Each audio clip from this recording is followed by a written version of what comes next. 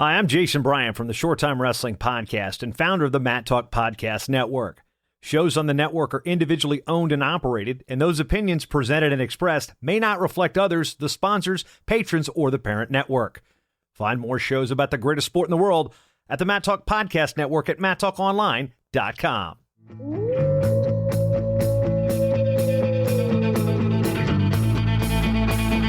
The mind of Pat Popolizio is a wondrous thing. And for you Pack Wrestling fans, you'll get to go inside the mind of the Skip each and every episode here on the Pack Mentality Pop-Ins podcast. Now, here's your host, NC State Director of Athletics Digital Communications, Brian Reinhardt.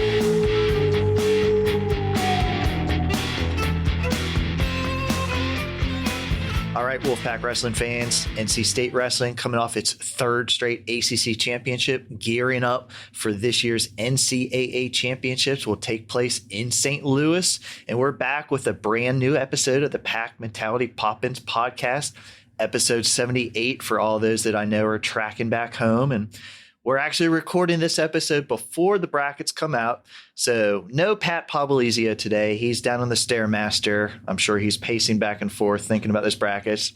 So I went down the hall, looked around WB, found somebody, sport administrator, former NC State wrestler, Josh Dalton. Josh, second time on the podcast. You're nervous yet again, but glad to have you on the podcast. What's up, everyone? Brian, thanks for having me. Josh, I'm just going to throw you on the podcast real quick. Just the travel, just the setup for the NCAAs is very different this year. There's a lot more work going into this year. But on the flip side of that, we're having an NCAA this year. We didn't have that last year. As a sport administrator, how great is it that we're having this event? The guys get to go this year. And for their perspective, it's probably going to be the same tournament. Maybe not for fans, but for them, they're going to get to compete. How do you see that as a sport administrator? How proud are you of everything that they've gone through this year to get to this stage? Absolutely. Yeah, it's huge that we're able to have them compete. I mean, going into this fiscal year, we didn't even know if we were going to have a season. Obviously, coming off of last year, disappointing, not able to go to NCAAs. So we were pretty much doing everything we could to help navigate it. I mean, our first priority obviously was keeping all the student athletes safe. And then also the staff safe. And it's really took a team effort. Like so many different groups have stepped up. It's honestly been a challenging year for all of us just to really navigate it. I mean, from the multiple times a week that we're having guys test, or anyone who's in the travel party is doing coronavirus tests. Obviously, the financial burden. One, we didn't have a football season where we were able to have fans for the whole season. And then likewise with the basketball. So we hurting this year financially. So we've been, as far as budgets and everything, have been significantly reduced. We've been trying to make do. And then obviously the financial aspect that goes into testing and everything that goes along with that so many times for a week. But, we obviously that's why the reason we're here is for the student athletes, to help them grow and, both from an education standpoint and becoming outstanding professionals, but also like doing their craft, right? So they can continue to advance there and reach their goals. So a lot of people have stepped up this year and we've kind of came together as a team. So it's a huge accomplishment. I would say that we're at this point, we're planning to got our flight and everything ready for NCAAs and, hopefully they go out there and have fun, right? That's ultimately just go out there, have a good time and do their sport and participate. But it really is significant.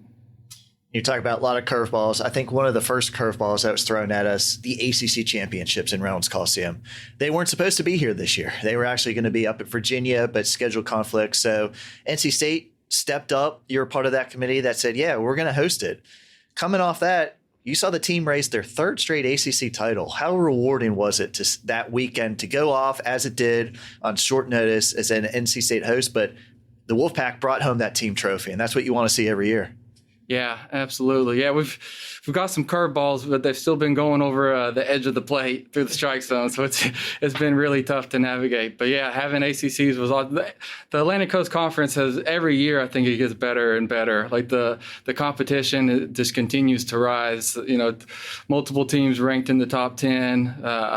We really have 5+ outstanding teams, so you never know what you're going to get at the ACC tournament. It's such a small tournament, a couple upsets here and there really can swing things. Going into the tournament, obviously based on chalk and seeds, I would say we slightly projected to win, but you never know with bonus points and all and the upsets that could occur. So for us to actually come out and get the W and win the tournament, I think is really special. The athletes have worked so hard this year, as we already alluded to navigate this and get to that point. So the fact that they're able to get in there and compete and, compete up to their ability. I mean, I think for the most part, the tournament went about as well as we could. 5 ACC individual champions, ties the most individual champions ever. And, I'll always want more. A few guys maybe could have done a little better, but looking back, we're happy with the result, and now get the guys laser focused on NCAA's, because I think we're happy with it, but they're not satisfied, right? I think everyone's kind of like, all right, ACCs are done. We obviously wanted to win, but I mean, the ultimate goal is to win a national championship. So they're, continuing to work hard, continuing to keep their focus, and we have several guys that I think could come home as national champions. I think that's one of the great things about going to that room. It's kind of the pack mentality. Celebrate that ACC win for a day, but next day it was down to business. NCAAs, let's go. Let's focus on that. You're part of the sports administration here. You're in charge of wrestling, obviously. Travel coordination, probably a much bigger job for this year for you more than anything. NCAA travel, hotels out there. You're working on food today, working on transportation. Very strict guidelines the NCAA is setting up so everyone's safe and everybody can compete. How glad will you be once this NCAA championships starts? Because you've been working almost 2 weeks on just getting this team to there. Yeah, I can't wait to get through this, and excited for NCAA's, obviously, for the start. I mean, I've been working really hand in hand with the coaching staff and our director of ops, Ian, who's done a tremendous job. We've been just kind of navigating it, planning it out. I mean, obviously, we got to keep everyone safe. The NCAA has their coronavirus testing protocol, so also working closely with sports medicine, who's been tremendous all year, Will Conlon. So we're really just working as a team, trying to map it out, get everyone there safely, and have some fun. Josh, thanks for quickly stopping by. I pulled you away during your lunch hour. I'm sure you got something good down the hallway. But, I think it's important people know this year's NCAA is going to look a lot different. You might be seeing the action out on the mat. ESPN's going to be streaming all the matches. A lot of action on TV, but a lot less fans, a lot less tickets. But us that are going to be able to go out there, we're very fortunate to have this opportunity to watch the guys compete, to do our job, and hopefully it'll be a fun event and hopefully bring home more honors for NC State wrestling. But Josh, thanks for everything you do. Thanks for giving us a quick little update here on the NCAAs. And we promise Pat Popolizio will be on the podcast to preview these NCAAs once the brackets come out. So we're just waiting on the brackets. But Wolfpack fans, stay tuned. We have a very special interview with one of our redshirt seniors, so stay tuned.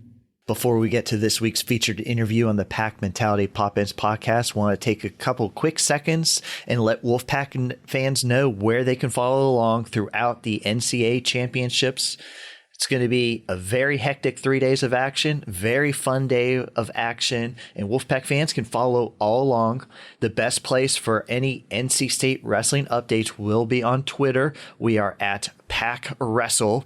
We'll be sending out mat assignments, links to watch the stream. We'll be sending out score updates, obviously, and all the results. And for behind the scenes look, some in-depth pictures, some what goes on when the wrestlers aren't in action, follow us on Instagram at Wolfpack Wrestling. And I want to take a quick second and thank everybody for listening and supporting the Pack Mentality Pop-Ins podcast. Now, let's get to this week's featured interview. We now welcome in your 2021 ACC champion at 174 pounds, redshirt senior Daniel Bullard. Daniel, thanks for coming on the Pack Mentality Pop-Ins podcast to talk about your season. Thank you. It's a pleasure to be here. First time guest on the podcast, and that's my bad.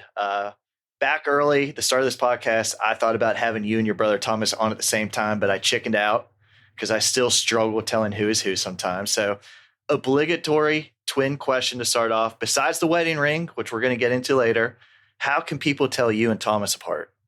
Besides the little bit of size difference that we get just by being different weight classes, I actually have a mole on my face that Thomas doesn't, and some people say our faces have a little bit different of structure, but it really comes down to just mostly people tell from personality or just they've known us long enough that it's not too bad for them.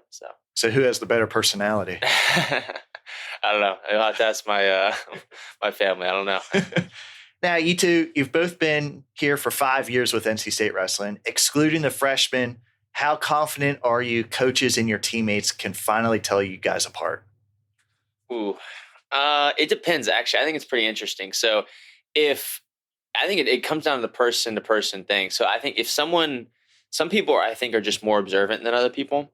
So some people get, like, I think they pick up just twins in general and pick it up really quickly. And, after a couple of weeks or months, they'll have us down every time. But other people, they'll almost never get it. So, it depends, but I think it is a person by person basis, and it has more to do with the person than how long it is necessarily. Now, I cheat. Do a lot of people cheat too and just say Bullard out loud? And wait for you guys? I will say most of my teammates will just call me Bullard, or it depends on the person, but yeah, most of them will. Back to wrestling. Huge congratulations to you coming off a great weekend of action. NC State won its third ACC championship. You claimed your first individual title, taking top honors at 174, and you were the top seed. You won both your bouts. How proud are you to go undefeated in ACC action and to win the title? It meant a lot. It was a huge moment. I was right after I won. I think it was in one of the videos you guys put out. You see me just like yes, and I think that wasn't something planned out before. That was just pure raw just reaction. I was just like, finally, yes, thank goodness. I've been wanting to do this for obviously since my freshman year, and it's just it meant so much to finally get it done at ACCs. So, and you said finally, it's because every season you place on the podium. You've had 2/3, a second, and then this year your championship, and you've scored points every year for the team, 3 straight titles. And such a small tournament like the ACCs, how important was it for you to go out, score points for your team, and place high for yourself? It's huge. Obviously we got some great teams in the ACC, so it's always close, and we always want to come out on top. So it's huge to compete and do well for my team, as well as win it for myself. So that's always in the back of my mind. Like, I want to do it for myself, but even if it's like the worst day and I'm feeling terrible, then like I need to gut it out for my team. So it's definitely huge to get things done for the team. So we had Hayden at 57. You probably didn't get to see his match because you were getting mentally prepared. Had your match.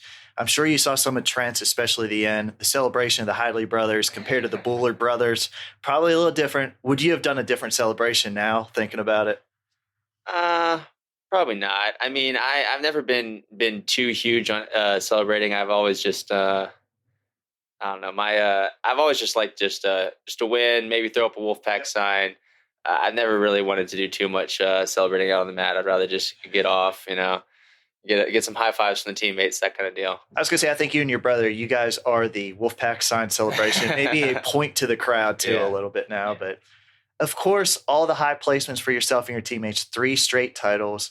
It might be hard to look back now because you're getting ready for NCAAs, but as a 4-year starter, how great was it to bring home 3 straight team trophies in this league, which, just like you said, is one of the best leagues now in college wrestling? It's been great. When I was in high school, I was part of a pretty successful team, and it doesn't feel the same not you doing well and your team's not, or your team doing well and you're not. So, if your team does well, like when we got 4th at NCAAs, I didn't do well. So I was happy for the team, and I was really happy about that. But at the same time, I was not, I didn't do well. I didn't All-American. I didn't win. So, I wasn't, 100% pumped at the time, even though our team obviously did great. So, and the same is true for, if you lose the ACC title, even if I won, there would still be something in the back of my mind like, dang, man, we couldn't completely get it done. So being part of such a successful team where, we're winning ACC titles, and then I'm finally being able to get it done myself. It just means a lot. It's a lot of fun. It just makes everything so much better. And you mentioned high school in Georgia. You were recruited, number one recruiting class, you and your brother obviously a part of it. How much can you go back to high school now and think how much the NC State program has changed since when you were being recruited? I mean, yeah, it's so every new freshman class has a little bit of a different feel to it. They're different people, obviously. You got just a different group of guys. I mean, the coaches do a fantastic job of bringing in great people every year. So it just changes. You got every year you got your seniors, you guys are graduating, your older guys, and then you got your freshmen. But who makes up that class changes every year, and how the kind of dynamic works. So yeah, it just changes. What everyone likes to do, how they hang out, how they interact with each other. I mean, I think we've maintained a pretty competitive team just because that's just how our team culture works. But yeah, it's changed a lot from from my freshman year to now. You're obviously one of the older guys on the team. You came in with a nice pack on, veteran. Has the shorter season, less matches, less weigh-ins, did that help you this year? Or would you rather have been a normal season, more tournaments? And just what do you think about for a veteran like yourself? Shorter season, longer season? Well, benefits to both, but what do you think? So that's actually a really tough question. So I think obviously I love the crowds. I love, everything like that. But for me, I think the shorter season helped me a little bit because, like you said, I've been doing this for a while. I get banged up. I got some long-term injuries. So the shorter season, less weigh-ins. It's a lot easier on the body than a long season, because the normal season it's really long. Like you could be killing in the beginning, and then you got enough time to get there's just so much time, so many matches, and just so much training that has to be done. So I like the shorter season. Definitely helped me out a little bit. That, and I don't know, helped me zone in a little bit, as I knew I had to get really zoned in really quickly, or nothing was going to happen. So I liked the short season. Obviously there was definitely some downsides. But it worked out for me this year. So yeah, absolutely. All right. We talked about team titles, talked about individual gold. Time to dive into life off the mat. Big change for you this summer. You got married. First off, huge congrats. What made this the right time while you were still a college wrestler? Honestly, it came down to just why not? Like I've known that I was going to marry Abby for a long time. We started dating sophomore year of high school, so we've known each other a long time. I've known that she was going to be the person I was going to marry for years and years. So and I was been thinking about it for a while, and it came down to, I was just like, why am I not doing this? And I was like, well, the only real reason is people might think, oh, they're kind of young, or, why didn't you wait till after college? And I was like, well, do I really care like that much? And I was like, well, no, okay. I don't really. So I figured out, why not just, get married? I mean, I knew she was going to be I wanted to marry her. So. Any cool, embarrassing, how you met or first date stories? More embarrassing for you than her, I think you should say, too. Okay. So I think the first time we met, we met freshman year of high school. Obviously didn't start dating until sophomore year.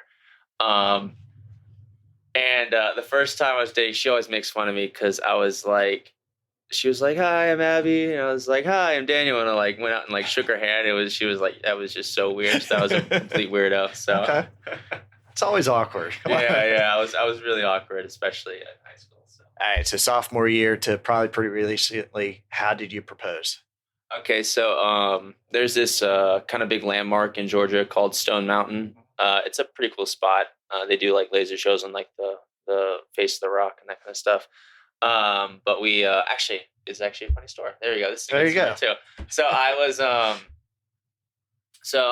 knew I was going to propose after NCAA's, and then the plan was, I was going to do the week after the NCAA's, because I was planning on going. We usually go home then anyway, just because, it's a long season. Might as well go home, visit family after NCAA is done. So when everything was canceled, I was like, man, I don't know. So I guess I'm just got to play it by ear.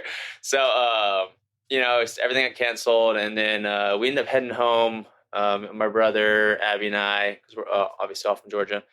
And we drove home together. And we got there. And then we just kind of hung out. I was like, I need to kind of figure out a time. I was kind of putting off a little bit, but I had I was like, I set a date. And I was like, all right, that's when I'm going to do it. And then the day before, I was out scouting out the place, trying to figure out an exact spot where I wanted to propose and all that kind of stuff. And I had my cousin with me because she was going to take pictures of us while we were proposing. And so, I got out, we're scouting it out. And then we're driving home and we get the news that they're like, all right, Georgia's going into lockdown. And I was like, okay, our park's going to be open. Can I do it tomorrow? So all right, screw it. We're doing it today.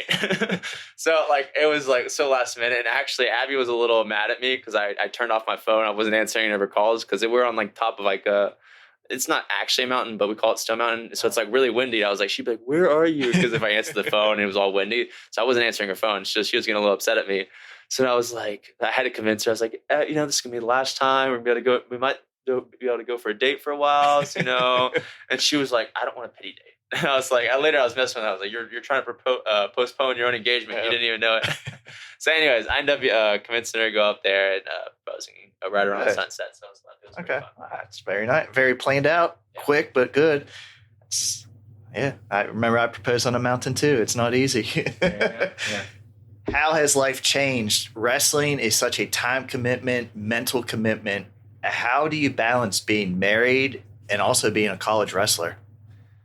I think when I got married, I always kind of knew it, but it, you don't really think about it as much. Your priorities shift a little bit, in my opinion, for me at least. So, I took the, the traditional vows and I took them pretty seriously, or take them very seriously.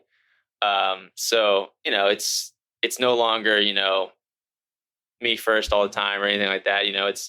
I got to think about Abby. So yeah, that definitely has changed a lot, but she is the best. She's really supportive of wrestling. She loves watching me compete and, she loves all that. She another funny story. So one of the duels, I think it was our first duel. It was right after weigh-ins. We were all just kind of talking with coaches and everything. And, Pat saw me on my phone and he was like, what are you doing? Reading a message from your wife or something like that, messing with me. And I was like, actually, yeah. And he was like, oh, what is it? Oh, I love you so much, babe. Kind of giving me a hard time. And I was like, actually, she's actually giving me some advice. I was read it. And it was something along the lines of, all right, Daniel, remember, you got to keep your elbows in, be aggressive, get to your shots. And then Pat loved it. He thought it was hilarious. No, but just that story, to say she loves wrestling. She's been my biggest supporter for a long time. So she's awesome. One thing I wanted to ask you about cooking and eating aspect of being newlyweds. I'm assuming when you room with wrestlers, everybody's pretty strict with their diets and everybody's in the same boat during the season. But life away from your teammates, new wife, how's the food situation at home? Abby is actually a great cook. So that is, so she spoils me a little bit. I am a mediocre cook at best. So Abby has been doing most of usually how it goes, she cooks, I clean up afterwards. So that's usually our go-to, arrangement. But yeah, she's an excellent cook, and it's pretty healthy stuff too. Okay. So that's nice. Honestly, anything that's just you're cooking yourself is just going to be healthier usually than. Well, I was going to say, has she had to sacrifice what she wants to make, or no baked goods and stuff like that, or? I mean, not really. I mean, every once in a while, later in the week, I'll be like, maybe chicken or that kind of stuff. But I mean, she likes to eat pretty healthy to begin with, so it hasn't been too much of a issue. How has married life changed the twin dynamic between you and Thomas? I'm assuming this is probably the first year you guys haven't been around each other 24/7. Yeah. So yeah, this is the first year we haven't lived in the same apartment or house or something like that. So yeah, it is a little different. But I mean, it's not too bad. I mean, like I said, Abby's been around for a while, so it's not like it's like a completely new thing. It is a little bit different, but no, Thomas and Abby get along really well, and yeah, so it hasn't been too much of a big deal. kind of a serious question here. This is a free year for all wrestlers, meaning it doesn't count towards a year of eligibility. Has there been a decision made yet if you'll come back next season, or are you going to move on into the real world and finish college life? So this will actually be my last year in college with wrestling with the Wolfpack. So yeah, it's just been it's been a long journey, and I wouldn't trade it for anything. But it is time for me to move on. And I mean, I can't say how thankful I am to the Wolfpack and Pat and all the coaches and everyone who's all my teammates and everything. And I wish them the best. But this will be my last year. So it's sad, honestly, for me, because I love what I do, and it's a lot of fun. But it's just the best decision for me right now. Absolutely. But it's gonna. I knew it's sad because I knew it's gonna be sad no matter when I did it. I could be 30 years old, still still going for still wrestling. It would still be sad, or even if I finished it in high school, it would be sad no matter what, I think. But yeah. I'm sure it will hit you after the NCAAs. NCAAs are going to be so focused when you get out there, but that day we're leaving St. Louis might hit you a little harder that day. Yeah, probably. Even right before the ACC finals match, I was looking around, and I was, I actually was watching Hayden's match because I just can't not watch. It's been more distracted for me to not watch than to watch. So, I was watching it, and I was looking around, and I was like, wow, this is going to be my last time competing in Worlds. And I was like, gosh. And it wasn't like I have to do well, but it was just like, man, it was a kind of a little bit of I don't know, just reminiscing a little bit of all the fun times we had. Absolutely. And I was like, all right, well, might as well have go out and win it. Win the gold. You did it. Business administration major already. Now you're working on an econ major. What do you see yourself doing with these degrees? Where will real life be? Just what's your next journey? So my business administration degree is with a concentration in IT, and that's right now is a plan of what the field I want to get into. Is the next step for me is hopefully to get a couple certifications as I finish up after NCAA's and as I finish up the school year, and then I'll be moving back to Georgia in July, I believe, just to be back closer to family, because me and Abby both have big families and we're very close. So that was always kind of the plan, is to head back there. So. Did you guys buy a house yet? Looking for an apartment? Looking right now. Yeah, that's actually been a big, obviously something a big deal is to find a spot to live. Thankfully, Abby actually just got a job down in Georgia. She's a third grade teacher. She's really good at her job. She's great with the kids and all that. So get you out here on this. We're taping this podcast before the brackets come out, but you should be a top 10 seed at 174. What will it take for you to make a run at an NCAA title and earn All-American honors here in your last year? I just think it's going to need a lot of focus. I think the biggest difference between this year getting first and the last couple of years getting third or second is just kind of a next level of focus. I don't know how to really describe it. Even in my finals match, I just knew I was going to win. And it's not like it was like a confidence thing. It was just that I knew I was so focused in, so zeroed in, that I wasn't even worried about losing, because I was just I don't know, I was just dialed in. So I think there's have to be that next level of focus. And if I want to win a national championship, I'm gonna have to be the best guy anyway. So no matter what the seeding is, it is what it is. So I don't know. I think it's just gonna need a lot of focus. And a good day for me to show up. So this year's probably a lot different. You didn't see tournaments. It was mostly ACC action. Are you the type, do you need to know who your opponent is, or you just go out and just try to wrestle your style? No, I'm going to be honest with you. So actually the coaches actually don't love this about me. That's okay. First of all, behind the scene, that's why I asked this question, because I know where you're going, but so I'm what you would call the worst wrestling fan in the history of wrestling. Not to say that I don't love wrestling, because I love it. I just don't love watching, especially my competition, wrestle.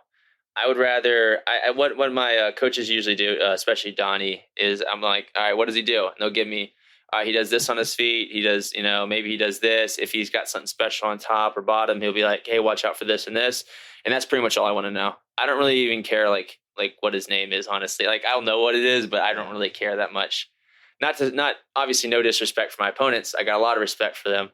It's just, I don't really need to know, I feel like, cause like the more you because especially nowadays, people like try to hype up, because, you got social media and all that stuff, and people really like to hype up like certain people and make them pretend like there's something they're not, and that like unbeatable or something like that. And even if they're not not the number one guy, there can be like a ton of hype around a guy that he's just another wrestler and he's just another opponent, and he's going to do the same things I go out there and do. He's going to try to win.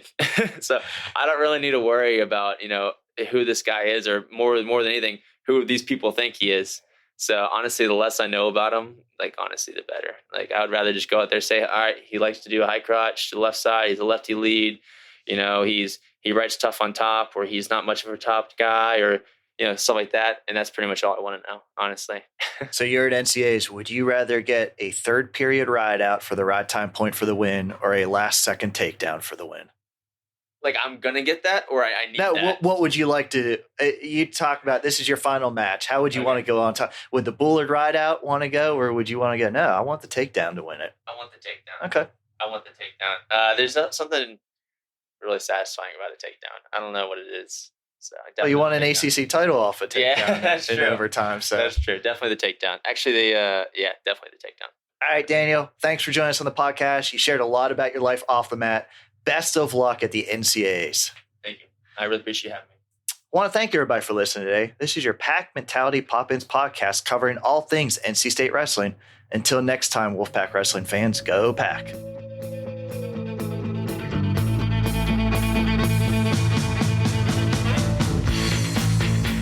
Pack Mentality Pop-Ins podcast is produced by the Mat Talk Podcast Network. For more wrestling podcasts, go to MatTalkOnline.com.